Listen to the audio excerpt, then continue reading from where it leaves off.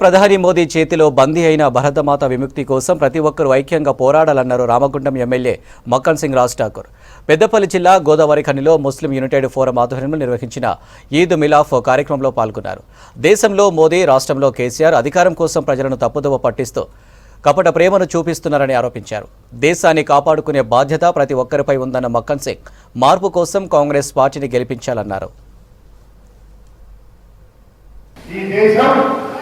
ప్రజాస్వామ్య దేశంగా ఉండదు అని మాత్రం ఖచ్చితంగా చెప్తా ఉన్నారు.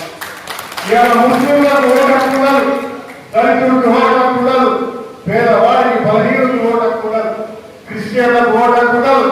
అస్సాంలో జరిగినట్టుగా బహిరంగ పూర్తివేతలు మన ఆడబిడ్డలు అవమానాలు తప్ప ఇంకొకటి ఉండదు.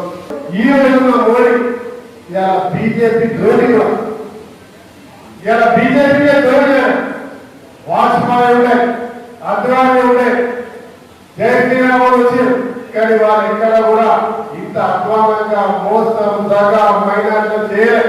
ఈ దేశ సంపద నమ్మలే. బ్రిటిష్ వారు కొల్లగొట్టి పోతే ఈ రోజు భారతదేశం మనం అందరం కలిసి ప్రపంచ స్థాయికి తీసుకెళ్తే ఆ భారతదేశానికి ప్రవేశ సంస్థలు నమ్మి ఇలా మనందరికీ ఓటు లేకుండా చేసి ఒక ప్రెసిడెంట్ రూల్ చేయాలని చూస్తున్నటువంటి వ్యక్తిని ఈ దేశాన్ని కాపాడుకోవాల్సిన బాధ్యత ఇక్కడ ఉన్న ప్రతి ఒక్కరు